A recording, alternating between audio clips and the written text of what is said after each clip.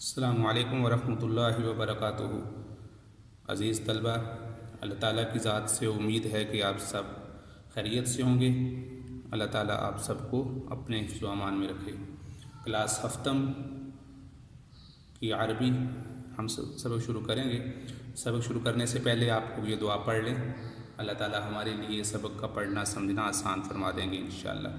رب یسر ولا تعسر وتمم بالخیر وبک نستعین یا فتاح یا فتاح یا فتاح رب زدنی علما رب زدنی علما رب زدنی علما۔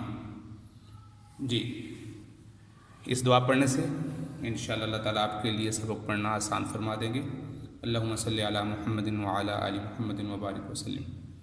چونکہ یہ ہم جو علوم اور جو عربی پڑھ رہے ہیں، یہ قرآن مجید کے پڑھنے اور احادیث کے پڑھنے اور سمجھنے کے لیے ہمارے لیے بہت معاون ثابت ہوگی۔ اس لیے ہم چونکہ ان علوم کو پڑھنے کے لیے یہ چونکہ قرآن مجید کے علوم ہیں، قرآن مجید کا ذریعہ بنیں گے، اس وجہ سے ہمیں اللہ تعالیٰ قرآن مجید سیکھنے اور اس کو سمجھنے کا اجر بھی عطا فرمائیں گے۔ اگلا سبق شروع کرنے سے پہلے گزشتہ سبق کا ہم اعادہ کریں گے۔ امید ہے کہ آپ لوگوں نے اس کو پڑھا ہوگا، سمجھا ہوگا اور جو کام لکھنے کے لیے دیا گیا ہو اسے مکمل کیا ہوگا۔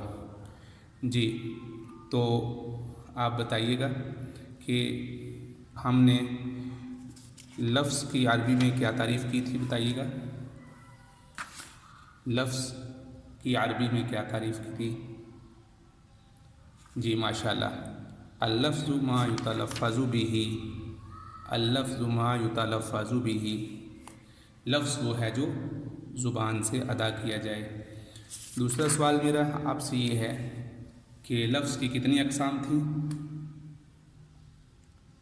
جی ماشاءاللہ، بالکل صحیح بتایا، لفظ کی 2 اقسام ہیں۔ جی، نام بھی بتا دیجئے۔ جی، لفظ معمل اور لفظ مستعمل۔ جی بالکل ٹھیک آپ نے بتایا، ماشاءاللہ۔ جی بتائیے، ان کو انگلش میں کیا کہتے ہیں؟ یہ انگلش میں بھی آپ پڑھ چکے ہیں، اردو میں بھی پڑھ چکے ہیں۔ میننگ فل ورڈز اور نان میننگ فل ورڈز، بامعنی الفاظ اور بے معنی الفاظ۔ تو آپ نے جو مثالیں ہم نے کتاب میں کل پڑھی ہیں، اس کے علاوہ بھی کوئی مثال آپ کے ذہن میں کبھی آئی، سوچی؟ مثال 2 مثالیں تو ہم نے پڑھی، روٹی ووٹی، پانی وانی، اس میں ووٹی اور وانی یہ بے معنی الفاظ ہیں۔ جی، آپ کوئی مثال اپنی طرف سے بتا دیں۔ جیسے لوگ میرے پاس کوئی پینسل وینسل نہیں ہے، یہ کہہ دیتے میرے پاس کوئی ایک طالب علم آپ سے پینسل مانگتا ہے، آپ کہتے ہیں میرے پاس کوئی پینسل وینسل نہیں ہے۔ تو یہ جو قلم یا پینسل کا جو لفظ ہے یہ تو بامعنی لفظ ہے، لیکن پینسل یا اس طرح کا کوئی لفظ، کتاب وتاب، تو یہ لفظ جو ہیں یہ بے معنی الفاظ ہیں۔ جی، تیسرا سوال یہ ہے میرا آپ سے کہ آپ بتائیے کہ لفظ مستعمل کو اور کیا نام دیا جاتا ہے؟ جی بتائیے، لفظ مستعمل کو اور کیا نام دیا جاتا ہے؟ جی ماشاءاللہ، لفظ مستعمل کو کلمہ بھی کہتے ہیں، لفظ مستعمل کو کلمہ بھی کہتے ہیں، تو یہ اس کا دوسرا نام ہو گیا۔ تو ہم نے جو کل ہم نے سبق پڑھا تھا، اس میں لفظ کی تعریف سیکھی تھی عربی زبان میں، اللفظ ما یتلفظ به، لفظ وہ ہے جو زبان سے ادا کیا جائے، اور لفظ کی 2 اقسام پڑھی تھی، بامعنی لفظ اور بے معنی لفظ۔ پھر ان کی کچھ امثلہ پڑھی تھی، جیسے زید، قلم، کتاب۔ اب اس کے علاوہ کوئی 4 یا 5 مثالیں آپ ذکر کر دیں۔ مثلا جو بھی چیزوں کے نام ہیں، مثلا باب، دروازہ، نافذۃ، کھڑکی، یہ عربی میں جتنے بھی، اسی طرح اردو میں کھڑکی، کتاب، ڈیسک، पंखा, ये सारी चीज़ों के नाम ये मुस्तामल हैं, इस्तेमाल होते हैं। ये सारे अल्फाज मुस्तामल हैं और इनको कलिमा भी कहते हैं। और इसी तरह इसकी मिसालें अमसिला, जैसे अभी हमने मिसालें देखी हैं लफ्ज़ मोमल की, लफ्ज़ दैज़, ये असल में इनको उलट करके बनाया गया है, क्योंकि जैसे उर्दू ज़ुबान में पानी वानी है, तो इसी तरह अरबी में भी होंगे मुख्तलिफ़ अल्फाज। तो इन्होंने बतौर मिसाल समझाने के लिए दैज़ुन और कलम को उलट करके मलकुन बना के ये मिसाल आपको समझा दी कि इन कलिमात के कोई मानी नहीं है। तो आज हमने इस सबक में जो हमने पढ़ना है वो पढ़ेंगे। आज हम इस सबक में आगे जो सबक पढ़ेंगे, अद्दर्सुस्सानी अल कलिमतु वल कलामु अल मुफ़रदु वल मुरक्कबु, ये पढ़ेंगे अद्दर्सुस्सानी कलिमा, कलाम और मुफ़रद और मुरक्कब के बारे में। तो अभी हम गुज़श्ता सबक में ये पढ़ चुके हैं कि बामाना लफ़ज़ जिसे कलमा कहते हैं और जिसके मुतल्लिक़ अबहास होंगी, जिसके मुतल्लिक़ हम कवायद बयान करेंगे, उसके मुतल्लिक़ अभी हम पढ़ चुके हैं। तो कलमा वो बामाना लफ़ज़ है जिससे अकेले मानी समझे जा सकें, अकेले माना समझे जा सकें। कलमा वो बामाना लफ्ज़ है जिससे अकेले माना समझे जा सकें। अकेले माना समझने का मतलब ये है कि अगर उसके साथ कोई लफ्ज़ और ना भी मिलाएं तब भी बज़ाते ख़ुद उसका कोई माना हो। इसकी मिसालें हम पीछे पढ़ चुके हैं, अभी पढ़ी हमने। जैसे कलमुन, तो कलम का जब हम नाम लेंगे तो हर आदमी जो अहले लुगत हो, जो उर्दू ज़ुबान समझने वाला होगा, या अरबी में भी चूँकि कलम को कलम कहते हैं तो उसको मालूम होगा कि ये किसी चीज़ का नाम है, एक ऐसा आला है जिससे लिखा जाता है। इसी तरह किताबुन एक ऐसी चीज़ है जिसको पढ़ा जाता है, तो ये हर एक आदमी को मालूम है। कुर्सीयुन, कुर्सी, अरबी में भी कुर्सी और उर्दू में भी इसी को कुर्सी कहते हैं, इस चीज़ का एक ही नाम है। तो ये सुनने वाला समझ जाएगा।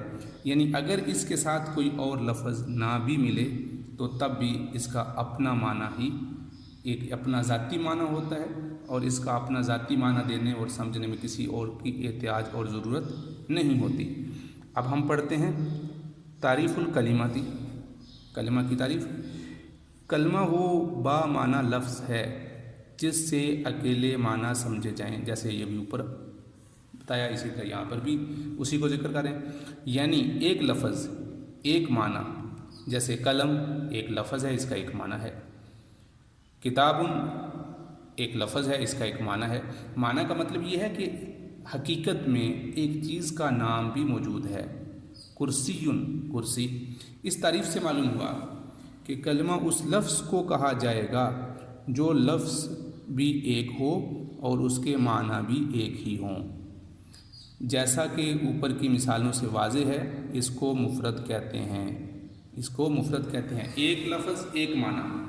मुफ़रद का माना होता है अकेला, यानी उसके साथ कोई मिला हुआ ना हो, कोई दूसरा लफ्ज़ ना मिला हुआ हो। अगर उस लफ्ज़ एक लफ्ज़ से अगर लफ्ज़ एक से ज़ायद हों तो उसके माना भी एक से ज़ायद होंगे, तो उसको मुरक्कब कहते हैं। यानी दो लफ्ज़ मिले हुए हों, लफ्ज़ भी दो हैं, उसके माना भी ज़ाहिर बात है दो होंगे, तो उसको मुरक्कब कहते हैं। तो आज जो हमने पढ़ा कि कलिमा वो बामाना लफ्ज़ है। कल हमने पढ़ा था कि लफ्ज़ की कितनी अक़साम है, मुअम्मल और मुस्तामल। फिर मुस्तामल को हमने कहा था इसका दूसरा नाम क्या है, इसका दूसरा नाम कलिमा है। फिर आज हम कलमा के मुतालिक बहस करेंगे। कल हमने ये बात पढ़ी थी कि हम मुस्तकिल तौर पे जिसके मुतालिक बात करते हैं, जिसके मुतालिक कवायद बयान किए जाते हैं, वो कलमा है। तो ये कलमा वो बामाना लफ्ज़ है जिसके मानी समझ आते हैं। ये अकेला होगा, एक लफ्ज़ है, एक माना है, तो ये मुफ़रद। अगर लफ्ज़ ज़्यादा हैं तो फिर वो मुरक्कब होगा, लफ्ज़ भी ज़्यादा हैं और उसके मानी भी ज़्यादा हैं, तो वो मुरक्कब कहलाएगा। तो आज के सबक में हमने जो नई चीज़ पढ़ी है वो ये पढ़ा है कि जो कलमा की तारीफ़ बामाना लफ्ज़ जिसके अकेले माना समझ में आ जाए, جس کے معنی سمجھنے کے لیے کسی اور چیز کی ضرورت نہ ہو، اور دوسرا یہ کہ وہ اگر ایک لفظ ایک معنی تو اس کو مفرد کہیں گے، اور اگر لفظ ایک سے زائد ہیں، معنی بھی سے زائد ہیں، تو وہ اسے مرکب کہیں گے۔ اس کی مزید تفصیل ہم کل کے سبق میں پڑھیں گے، لیکن آئندہ سبق پڑھنے سے پہلے آپ یہ دونوں باتیں آپ یاد کر لیں۔ اس کے لیے کتاب کے اوپر لکھنے کے لیے ہوم ورک یہاں موجود نہیں ہے، لیکن آپ اپنے طور پہ یاد کرنے کی غرض سے کسی بھی ایک شیٹ پر، کسی ایک کاپی پر آپ مفرد اور مرکب کی تعریف بھی لکھ لیجئے، اور لفظ کی جو قسمیں ہم نے کل پڑھی تھیں، مستعمل اور مہمل، اس کی تعریف بھی لکھنے یاد رہے گی، اور یاد کرنے کے لکھنے سے ایک چیز اچھی طرح یاد ہو جاتی ہے، تو آپ اس کو اپنے پاس لکھ لیں۔ کتاب پر جو لکھنے کا کام ہے انشاءاللہ وہ آگے شروع ہوگا، تو آپ اس کو یاد کریں، اور اس طرح کی مزید کئی مثالیں آپ اپنی طرف سے، جیسے ہم نے یہاں ذکر کیا قلم و کتاب کرسی، تو اس طرح کی آپ مزید مثالیں بھی ذکر کریں۔ تو انشاءاللہ مجھے امید ہے کہ آپ کو یہ سب سمجھ آ گیا ہوگا، اور اس کے مطابق آپ انشاءاللہ اس کو یاد بھی کریں اور لکھیں بھی۔ السلام علیکم ورحمۃ اللہ وبرکاتہ۔